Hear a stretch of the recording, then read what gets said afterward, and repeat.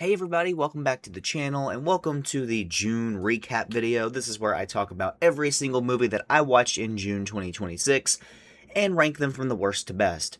I saw 13 movies in the month of June, so a pretty sizable amount.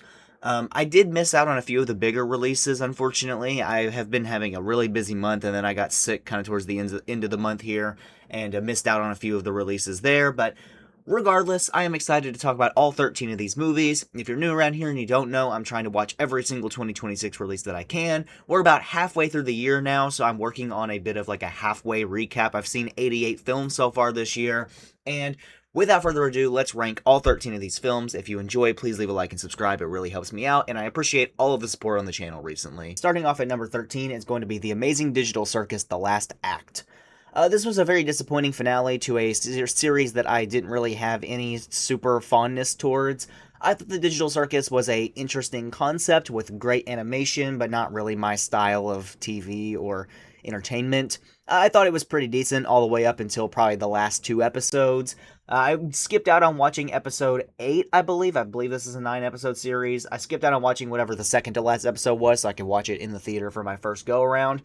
And I thought that episode was decent. It just annoys me that the series didn't really commit to having an, ending, if that makes sense. It felt like every single episode was kind of a bottle episode to just explore one of the characters and how they felt about their scenario. And then at the end of the series, in the last two episodes, they randomly shoehorned in the concept of them being able to escape.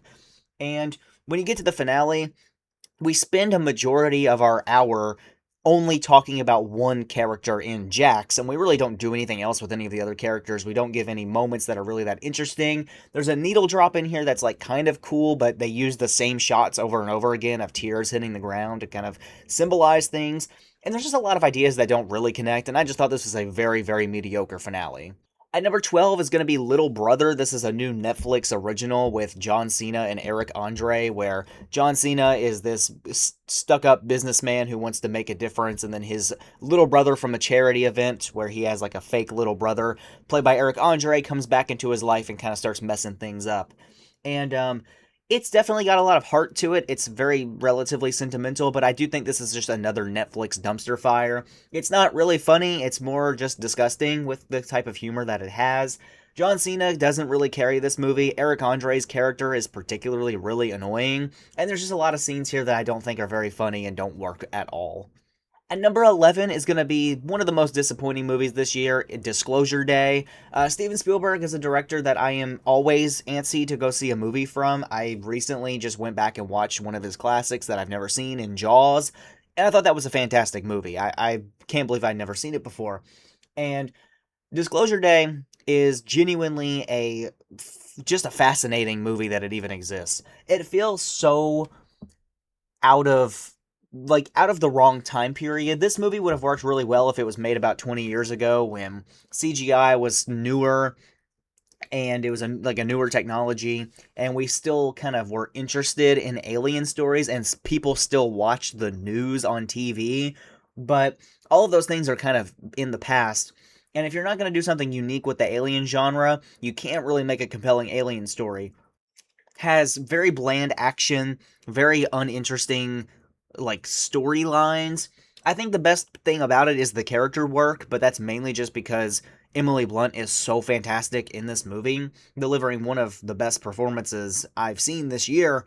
But other than that, this movie doesn't really have any bite. There's no grit to it. I don't know. I don't know what he was thinking with this one. There's a lot of talks in the background of him possibly having used AI in some things or wanting to use AI in some things.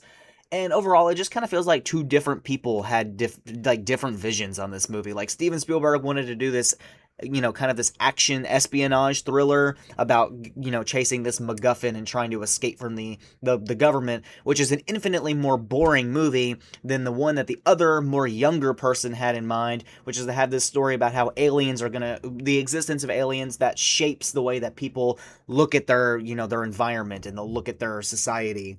And I think that would have been a much more interesting movie, but two different visions, both of those different visions collided into each other and really made a mess that is Disclosure Day. Right after that, at number 10 is going to be another huge disappointment for me. I just actually saw this earlier today. and that is Supergirl. This movie was a colossal disappointment for me. I went in with pretty high hopes. I was on the keener end of Superman last year. I thought it was a pretty solid superhero film with a good message and good, hopeful atmosphere. But you get to Supergirl, and not only is it bland in just the way that it's shot and the way that it looks, but it's bland in terms of its characters. You basically just follow a very obnoxious version of Supergirl that's not really interesting, with a very obnoxious little girl as a sidekick who whines the entire movie. A very obnoxious Jason Momoa who's playing a character that could be really interesting if he actually had screen time, but he's only in the movie for like a collective 10 minutes, and a really obnoxious villain who's just kind of a creep and kidnaps little girls. And that's really all he does. And then at the end of the movie, you have Kara trying to justify not killing him. It's just really ridiculous. This movie's also really gross. There's a lot of like child, I'm gonna say like 3-year-old humor in this movie. A lot of characters vomit and use the bathroom a little bit too much in this movie. Um, it's just not interesting. It's really off-putting. It's really boring, and it is a very disappointing movie. I have very strong thoughts on it because I just walked out of it recently, so I do think it is better than the 3 movies I've talked about, and it's not like the worst movie I've ever seen or anything, but it is a genuinely disappointing superhero film, and definitely a disappointing movie to come out of the DCU that has a pretty relatively high standard of quality from me. I mean, I've enjoyed both seasons of Peacemaker, despite the ending of Peacemaker being a bit of an unfortunate circumstance. I enjoyed The Suicide Squad. That's one of my favorite superhero movies. I know it's not necessarily connected, but I still really like it. And obviously, I mentioned I like Superman, so with Supergirl here, I just really went in with high expectations and was served kind of bottom tier slop, to tell you the truth. It's pretty bad. At number 9 is a movie that I saw very early. I think it just came out this weekend, actually, and that is Lucky Strike. I also very divisive opinions on this movie. People who are into World War II films seem to really think it was fine, and people who are less into them and just kind of went to the screen unseen like I did and ended up not liking it. I totally respect both of those opinions. It makes sense to me. This is a very middle of the road movie for me. I did make a review, like a longer review on this one, so I'll just let you go check that out so you can hear my thoughts. But it's decent. It's pretty solid. Performances are fine. Sequences. It's well put together. Well shot for the most part. It's just not like incredible, and it doesn't do anything new in the way of war films. At number 8 is a movie that I can't even believe made it this far on my list. And before I get to talk about it, I do want to say that I am uneducated on the amount of AI that was used in this movie. If something comes out that's concrete that says, hey, there's a lot of AI that was in this movie, not just like one person used it for one thing and then it kind of moved on, then I'm totally down to move this significantly lower in my ranked list. But for now, at number 8 is going to be Young Washington. This is Angel Studios' George Washington biopic. Main things about this movie is I liked the lead actor. I thought he was pretty solid in this role. I think most of the performances are pretty solid, and for the most part, it's relatively accurate to George Washington's accounts of the events. Not literally like real history, but the type of stuff that he wrote in his journals. It's pretty accurate to that. I don't know the legitimacy of like how accurate it is to the real events other than just his journal accounts. I don't know like what the translation is there, but like I said, though, with the AI thing, like, I'm totally okay. If you told me this movie used a lot more AI than I think it does, then yeah, I'm moving this, way down on the list. I don't want to mess with any of that. But overall, I mean, it's a fine movie. It's perfectly fine. It's not very good, but it's not like the worst movie I've ever seen. It's relatively entertaining. It lasts a little bit too long. Andy Serkis is pretty decent here, and it's just overall like a perfectly fine movie. At number 7, another movie I'm also pretty disappointed by is going to be Masters of the Universe. I thought this was a painfully unfunny attempt at trying to revitalize Masters of the Universe into a way that a modern audience would like it by just making it a glorified Marvel movie. It's not really, it's kind of just painful to watch. It's not really funny. The Skeletor is probably the best part about the entire movie. I like Jared Leto's Skeletor. It's very interesting. He's very good as that character, which is super unfortunate because I don't like Jared Leto in literally anything else except that and Blade Runner. But regardless, the lead actor's not great. The CGI is pretty, it looks fine. I mean, it's definitely obvious that it's like fake. It's not like, a modern movie that's gonna, have great CGI that looks super realistic, but it's fine. Um, it's not like the worst thing ever made. I think it's relatively entertaining. If you grew up on the Masters of the Universe television show, then you might have a good time with it. Just wasn't really a movie for me. I thought it was kind of boring, but I don't know. If it's your thing, it's your thing. And number 6 is a movie that I really appreciate but don't really love, and that is Death of Robin Hood. This is Hugh Jackman probably playing one of his best characters in terms of his acting performance here. But unfortunately, this movie is just overly artsy in a way that's so dry and so boring to watch. It kind of reminds me of, in a lot of ways, of like The Lighthouse, except I really like The Lighthouse because I like the dynamic between Willem Dafoe and Robert Pattinson. But in terms of the reaction that I had to it, I can understand kind of that comparison. I feel like it's very much it's a well shot, it's a well told, it's well put together. The dialogue's, very flowy. It's a good movie in terms of everything about it. Literally, it has all of the DNA of a great movie, but it's boring. And that's kind of the big issue with it. Going into this, I was expecting maybe a little bit more of a oomph to the movie, especially with the first 20 minutes that are so dark and grisly. I really thought the rest of the movie would kind of commit to that tone, and it doesn't. The rest of the movie is very reminiscent, very philosophical, very retrospective in a way. And while I like all of those things, and like I said, I loved Hugh Jackman's performance, I love most of the performances in this movie, it's just kind of boring, and that's just how I feel about it. At number 5, and this is where I would say we get into the movies that I genuinely enjoyed, is going to be Scary Movie 6. Yeah, this is a pretty solid comedy. It's not the best comedy we've got this year. There's another one on this list that I think is significantly better. But it's a solid comedy, and it's especially a good spoof, I think.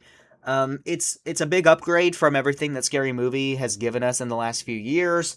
It's pretty, it's pretty cut and dry, just a good comedy. It's not incredible. It's not the greatest comedy I've ever seen, but it's funny. The references are pretty good, even though they are definitely jam-packing it with just as many modern horror references as they can. But they're still pretty funny. It's still entertaining.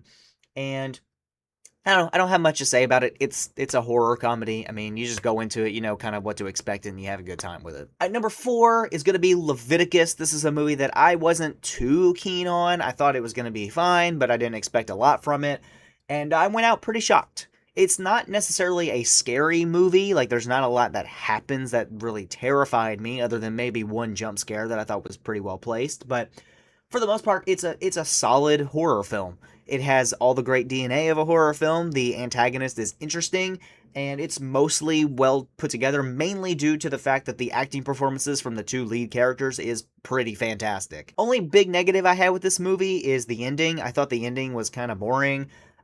It Follows, if you've ever seen that movie, is a movie that I'm very negative on, and a lot of people really love for some reason. And this movie had major It Follows vibes, very similar concept. One thing about it is that this movie doesn't have an ending. Whereas It Follows, they find a way to beat the monster and they win. This movie does not have an ending at all. Like, they just kind of decide to live with it. Spoiler alert. I thought that was really stupid, kind of annoying. It was kind of the only thing that really drug it down from being a 4-star, is that it just didn't have an ending. It's still a solid movie. I enjoyed it. I thought it was fine. But yeah, that kind of annoyed me. All right, we come up in the top 3. Coming in at number 3 is going to be the movie that I just saw at the secret screening tonight, and that is Gail Daughtry and the Celebrity Sex Pass. When I heard the title of this movie and then watched the trailer, I thought this was going to be abysmal. I thought this was going to be one of the worst movies I saw this year, and I stood completely corrected here. This is a great comedy movie. It is hilarious pretty much from start to finish. It's perfectly on my wavelength with comedy. It may not be on yours. If you enjoyed I Love Boosters earlier this year, I think last month, this is probably up your wheelhouse as well. Very similar, not necessarily in the type of comedy or really the style, but just very similar with the things that made me laugh. And that movie kind of made me laugh here. But I don't know, it's just really interesting. It's really well put together. It's hilarious, and that's kind of the biggest praise I can give it, is that it is funny. This is a very funny movie. It's not nearly as, I will say, it's not nearly as maximalist or nearly as, I guess, edgy, maybe is a good way to put it, as I love Boosters, but it is still about as funny, and it's still very well put. It's timely, and I think it's a pretty fun movie. So that one you should add to your list. I think that comes out next week. At number 2 is going to be Power Ballad. This is a movie that I've seen a very divisive opinion on, but I personally really enjoyed it. I thought Paul Rudd and Nick Jonas made a really interesting duo on screen, and both of them delivered pretty well with their acting performances. I thought that it was just generally a very well put movie. As somebody who is currently in school for music and film, this hit all of the right notes for me. It combined both of my two things that I love together into one film, and it just really, like I said, it hit all the right notes as it should. Didn't think it was quite as good as Tuner last month, I think, but it was still quite solid, and I would put it up there with Tuner in that general vicinity of my ranked list overall. And at number 1 is a movie that I hope you didn't skip, because I saw so many people praising this one online, and I'm going to praise it again right here, because if you haven't seen it, you got to watch it, and that is The Furious. So I actually saw this movie super early. I saw it like 2 weeks early. I think it came out like the first week of June, and I saw this in like May 28th or something like that, super late in May. So I saw this movie a long time ago, but damn, it is such a good kung fu movie. It feels so retro while still being very modern and very realistic. And I loved pretty much every second of this. It is a baller ass movie. That's kind of the best way to put it. The main plot is not necessarily all that full of depth. It's pretty, I would say it's relatively bland in terms of its plot and its depth. But what it makes up for with the plot and the depth is just how damn good the action is. This is straight up balls to the wall kung fu. They are just beating each other up until they can't freaking stand anymore. And I love it. It's awesome. This is an incredible action movie.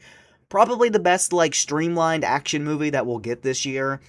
And yeah, you gotta go check out The Furious.